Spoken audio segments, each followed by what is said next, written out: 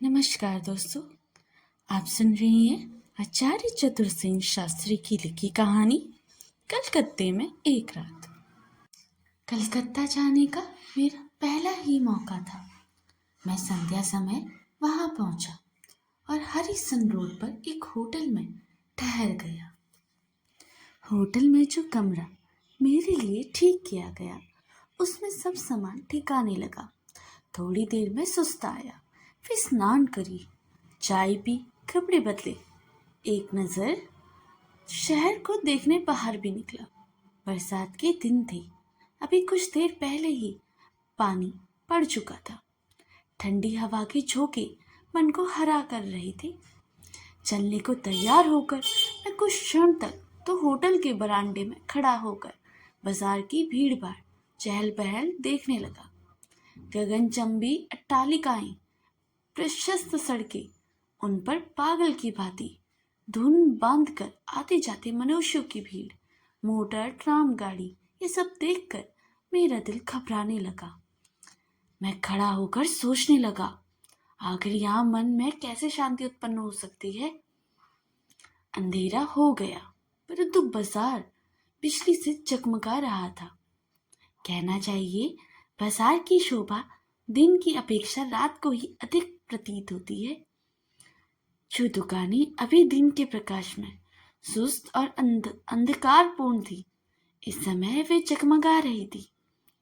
ग्राहकों की भीड़ भाड़ को क्या कहनी थी, किसी को पलक मारने की फुर्सत न थी। कुछ देर बाजार की यह बाहर देखकर मैं नीचे उतर गया। होटल के नीचे ही एक पान वाले की बड़ी शानदार दुकान थी। दुकान छोटी थी, पर बिजली की 3 प्रकाश से जगमगा रही थी। सोडे की बोतलें, सिगरेट, पान सजे धरे थे। सोने के वर्क लगी किल्लोरियां चांदी की तश्तरी में रखी थी। मैं दुकान पर खड़ा हुआ। एक चवन्नी थाल में फेंक कर 2 बीड़ा पान लगाने को कहा। दुकानदार पान बनाने लगा और मैं सामने लगे कदे आदाम आईने में अपनी दश्त देखने लगा। पान और रेशकारी मेरे हाथ में दिए। मैंने पान खाए और एक दृष्टि हथेली पर धरे हुए पैसों पर डालकर उन्हें जेब में डालने का उपक्रम करता हुआ जो ही मैं दुकान में घूमा, एक गौरवपूर्ण सुंदर कोमल हाथ मेरे आगे बढ़कर फैल गया। मैं चलते चलते ठिठक कर ठहर गया। मैंने पहले उस हाथ को, फिर उस सुंदरी नवोड़ा को ऊपर से नीचे तक देखा। वह सिर से पैर तक एक सफेद चादर लपेटे हुई थी। चादर कुछ मैली जरूर थी, परंतु भिखारियों जैसी नहीं। उससे अपना मुख भी चादर में छिपा रखा था। सिर्फ 2 बड़ी बड़ी आंखें चमक रही थी। आंखें खूब चमकीली और काली थी। उनके ऊपर खूब पतली कोमल भौहें और उनके ऊपर चांदी के समान उज्जवल साफ चिकना ललाट, चिकने और घुंघरू वाले बालों की एकाध लट उस पर खेल रही थी। यद्यपि एक प्रकार के भद्दे ढंग से अपने शरीर को उस असाधारण चादर से लपेट रखा था, परंतु उसमें से उसकी सुडौल देह यष्टि और उल्वश यौवन फूट रहा था। उसके मुख से शेष भाग को देखने का उपाय न था, परंतु उस पर दृष्टि डालते ही उसने देखने की प्यास आंखों में पैदा हो जाती थी। मैंने क्षण भर ही उसे देख लिया। उसने मुझसे कहा कुछ नहीं। वह एक हाथ से अपनी चादर का शरीर से ठीक ठीक लपेटे, दूसरा हाथ मेरे आगे पसार कर खड़ी रही। उसकी दृष्टि में भीख की याचना थी और एक गहरी करुणा भी। वह मानो कोई भेद छिपाए फिर रही थी। मैं एकाएक पागल सा हो गया, कुछ कह न सका। मैंने हाथ में कुल पैसे उसे दे दिए। पैसे पाकर उसे बिना ही देखे मुट्ठी में भर लिया। फिर उसने एक विचित्र दृष्टि से मेरी ओर देखा। वह धीरे धीरे वहां से खिसक कर सड़क के दूसरे छोर पर एक खंबे के सहारे खड़ी होकर मेरी ओर देखने लगी। मुझे मालूम हुआ वह मुझसे कुछ कहना चाहती थी। मेरे मन में कुछ विचित्र गुदगुदी सी पैदा होने लगी। बड़े नगर के विचित्र जीवन का मुझे कुछ ज्ञान न था। मैं देहात के शांत वातावरण में रहने वाला आदमी, परंतु वह स्त्री वहां खड़ी मेरी तरफ ही देखती रही। जहां वह खड़ी थी वहां काफी अंधेरा था। कुछ देर खड़ा मैं उसे देखता रहा। मुझे उसके निकट जाना चाहिए या नहीं, मैं यही सोचने लगा। अंत में मैं साहस करके उसके पास चला गया। मुझे निकट आया देख उसने अपने मुख से चादर का प्रावरण हटा लिया और बड़ी बड़ी आंखें मेरी तरफ अभिप्रायपूर्ण दृष्टि से देखने लगी। जैसे अजगर अपनी प्रथम दृष्टि से अपने शिकार को स्तंभित कर देता है, उसी प्रकार मैं स्तंभित सा हो गया। उस अंधकार में भी मुझे उसका मुख चंद्र की आभा फूट कर निकलती पड़ती थी। उसने मधुर स्वर में कहा, बाप डरते तो नहीं? प्रश्न सुनकर मैं अचकचा गया। मैंने कहा, नहीं, कहो क्या बात है? मेरे साथ प्राइए, मैं इसी ट्राम में सवार होती हूँ, आप भी इसी पर चढ़े जाइए। मुझसे दूर बैठिए, मैं जहां उतरूं आप भी उतर जाइए। वह बिना मेरे उत्तर की प्रतीक्षा किए ही सामने जाती हुई ट्राय पर चढ़ गई। मैं विकारग्रस्त रोगी की भांति बिना कुछ सोचे विचारे कूदकर ट्राम पर चढ़ गया। बाजारों, चौराहों और पार्कों को पार करती हुई ट्राम चल जा रही थी। वह रहस्यमयी स्त्री एक खिड़की के बाहर मुंह निकाले बैठी थी। उसके अंग का कोई भी हिस्सा नहीं दिखाई पड़ता था। मेरा दिल घबराने लगा। कई बार मैंने ट्राम से उतरने की इच्छा की, पर जैसे शरीर कीलों से जड़ दिया गया हो, मैं उठ ही नहीं सकता था। अब उजाला सा मोहल्ला आ रहा था। मैंने शायद कोई मैदान था, बाजार पीछे छूट गए थे। दूर दूर बिजली की बत्तियां टिमटिमा रही थी। ट्राम कड़कड़ती जा रही थी। रात अंधेरी थी और बिजली के खंभों के चारों ओर अंधकार कुछ अद्भुत सा लग रहा था। सड़कें सुनसान थी। बहुत कम आदमी सड़कों पर आते जाते दिखाई पड़ते थे। अब मैं ऊब उठा। मेरे मन में कुछ संदेह उठ रहे थे। बड़े शहरों में बहुत सी ठगी होती थी, यह सुना था मैंने। इससे मन बहुत चंचल हो रहा था। जो ही ट्राम ठहरी, मैं उस पर से कूद पड़ा। साथ ही वह स्त्री भी उतर पड़ी।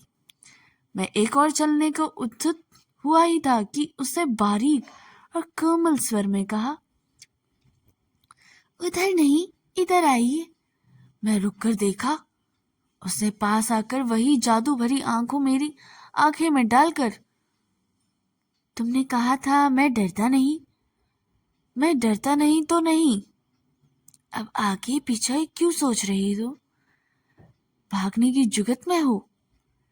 मैं जानना चाहता हूं तुम क्या चाहती हो। क्या यहाँ खड़े खड़े आप मेरा मतलब जानना चाहते हैं? अनजाने में कहीं जाना नहीं चाहते? तब यहाँ तक क्यों आए? तुम कौन हो? एक दुखिया स्त्री? कहाँ रहती हो? निकट ही वह मकान दिखाई दे रहा है। उसने सामने एक साधारण घर की ओर संकेत किया। वहां और कौन है? मेरा पति है। वह कोई काम क्यों नहीं करता? तुम्हें भीख मांग कर उसे खिलाना पड़ता है। आप तो सब बातें यही कर देना चाहते हैं। मैं घर नहीं जाना चाहता। तुम्हें यदि कुछ सहायता चाहिए तो मैं तुम्हें दे सकता हूँ। आप चलिए जाइए, मुझे उसकी सहायता नहीं चाहिए। उसने हंसकर कहा, फिर ऐठ कर चल दी। एक अद्भुत अज्ञात सुंदरी बाला मुझे अपरिचित सुनसान रात्रि में ऐसी नोक झोंक की बातें करके चल दी। मुझे ऐसा प्रतीत हुआ कि वह किसी रस्सी से बांधकर मुझे खींच लिए जा रही है। मैंने कहा, ठहरो, नाराज की होती हो? वह खड़ी हो गई। मैंने पास जाकर कहा, आखिर तुम्हारा मतलब क्या है? साफ साफ क्यों नहीं कहती? उसने क्षण भर उस चमकीली आंखों से मेरी तरफ देखा। मुख पर से चादर का आवरण हटाए उस अंधकार में भी मैं उस मोहक लावण्य को देख देखकर विचलित हो गया। मैंने कहा, एक औरत से डरते हो? डरता नहीं हूं। तब चले आइयो। वह बिना मेरा मत जाने ही चल दी। मैं मंत्र मुग्ध की भांति उससे पीछे चल दिया। सड़क से गलियों में और गली से बहुत ही सरकरी गली में वह घुसती ही चली गई। अंत में एक मकान के द्वार पर जाकर उसने कुछ संकेत किया। एक बूढ़े आदमी ने आकर द्वार खोल दिया। वह मेरी तरफ भीतर आने का संकेत कर आगे बढ़ गई। मैं भी धड़कते हृदय से भीतर घुसकर उसके पीछे चल दिया। मेरे भीतर आने पर बूढ़ा द्वार अच्छी तरह बंद करके हमारे पीछे पीछे आने लगा। दूसरी मंजिल पर पहुंचकर उसे बूढ़े से कहा, बाबू को तुम ऊपर ले जाकर बैठाओ, मैं अभी आती हूँ। यह कहकर वह तेजी से आगे बढ़ गई। मैं वहीं खड़ा उस बूढ़े का मुख देखने लगा। उस स्थान पर बहुत अंधकार ना था, फिर भी बूढ़े का चेहरा साफ साफ नहीं दिखलाई पड़ता था। उसे अदब से झुक कर कहा, चलिए। वह आगे आगे चल दिया। मैं उसके पीछे पीछे चढ़ता ही गया। चौथी मंजिल पर एक खुली छत थी। उस पर एक अच्छा खासा कमरा था। कमरा बंद था। बूढ़े ने जेब से चाबी निकालकर उसे खोल दिया। स्विच दबाकर ज्वलंत रोशनी करके मुझे भीतर आने का इशारा किया। भीतर कदम रखते ही मैं दंग रह गया। वह कमरा मेरी अमीरी ठाठ से सजा हुआ था कि क्या कहूँ। दीवारें खूब बढ़िया तस्वीरें लगी थी। एक और पीतल के काम की कीमती छड़ पड़ा था। फर्श पर आधे में ईरानी कालीन बिछा था और शेष आधे में बालिश्त भर मोटा गद्दा, जिस पर स्वच्छ चांदनी बिछी थी। 10-12 छोटे छोटे तकिए उसमें सजे थे। फर्नीचर बहुत नफासत से सजाया गया था। कई वाद्य यंत्र और ग्रामोफोन्स कैबिनेट पे वहां रखे थे। यह सब कुछ देखकर मेरी आंखें चौंधाई गई। एक भिक्षुक स्त्री का यह ठाठ, उसका मुझे फंसाकर लाने का क्या अभिप्राय हो सकता है? वह भिक्षुकी तो नहीं, निसंदेह कोई मायाविनी है। उसके सौंदर्य का तो प्रथम भाग में ही भाप चुका था। अब उसकी धन वैभव का भी यह रंग ढंग दिखलाई पड़ रहा था। मैं महामूर्ख की भांति हक्का बक्का होकर कमरे की प्रत्येक चीज को देख रहा था। बीच बीच में घबरा भी उठता था और कहीं कोई आफत न सर पर टूट पड़े। वही बूढ़ा एक बड़ी ट्रे में नाश्ता का सामान लिए जा रहा था। उसमें अनेक बंगाली अंग्रेजी मिठाइयाँ, नमकीन, चाय, फल, मेवा, न जाने क्या क्या चीजें थी। सब कुछ बहुत बढ़िया था। राजाओं का भी ऐसा नाश्ता शायद ही नसीब होता हो। बूढ़े ने नाश्ता सामने रखकर कहा, मालकिन अभी तशरीफ ला रही है, तब तक आप थोड़ा सा जल खा लीजिए। मेरा मन क्या जल खाने में था। मैं अचका कर कहा, तुम्हारी मालकिन कौन है, कहाँ है? मुझे लाई है, क्या वही है? बूढ़े ने विनीत स्वर में कहा, सरकार, यह सब कुछ आप ही उन्हीं से पूछ लीजिए। वह चला गया। मैं उठकर टहलने लगा। जलपान मैंने नहीं किया। अगर इसमें जहर मिला हो तो तब मुझे धोखे की बात हो तो हो। मैं उनसे आफत से भागने की जुगत लड़ाने लगा, परंतु रह रहकर मेरे पैर जकड़े जाते। मैं अभी सोच ही रहा था कि एक परम सुंदरी युवती ने कमरे में कदम रखा। वह बहुमूल्य साड़ी पहनी थी, जिसके जिस्म पर सोफियाने और नाजुक रत्न जटित गहने थे। वह मुस्कुराती आई और मेरे पास मसनद पर बैठ गई। उसके रूप की दुहारी मुझसे सह न गई। मेरी आंखें चौंधियाने लगी। वह रूप और यौवन, मेरे ऐश्वर्य और मादकता, मेरे होश उड़ गए। उससे वीणा और विनीत स्वर में कहा, आपको कुछ देर इंतजार करना पड़ा। आप शायद नाराज हो गए हैं। क्यों? वह हंस दी। मैं हंस न सका। मेरे मन में उसे देखने की वासना की उद्दीप्त हो गई, पर मैं बुरी तरह घबरा रहा था। इस माया जाल के भीतर क्या है, मैं जानने को छटपटा रहा था। और वह मेरे निकट खिसक आई। उसे उसी भांति हंसकर कहा, आपने नाश्ता भी नहीं किया और बोलते भी नहीं। इसका सब उसे एक तीखे कटाक्ष का वार किया। मैंने देखा और समझा, वही है। परंतु इसका क्या कारण हो सकता है कि एक अद्भुत स्त्री इस प्रकार भिखारिन बनकर लोगों को फांस कर ले आती है। मैंने उससे पूछा, तब आप ही थी कहाँ? बाजार में? मैं साथ भी। वाह, मैं क्यों होने लगी? वह हंस दी। उसकी प्रखरता बढ़ रही थी और वह अधिकाधिक मेरे निकट आ रही थी। उसे निकट पाकर संगीत स्वर में कहा, शायद आप मेरी दासी की बात कर रहे हो। यदि वह आपकी दासी है तो क्या आप कृपा कर मुझ पर यह भेद खोल सकती है कि आप किस कारण आप इस प्रकार के जाल में फांस कर लोगों को घर में बुलाती हैं? मेरी बात सुनकर एक कदम उदास हो गई।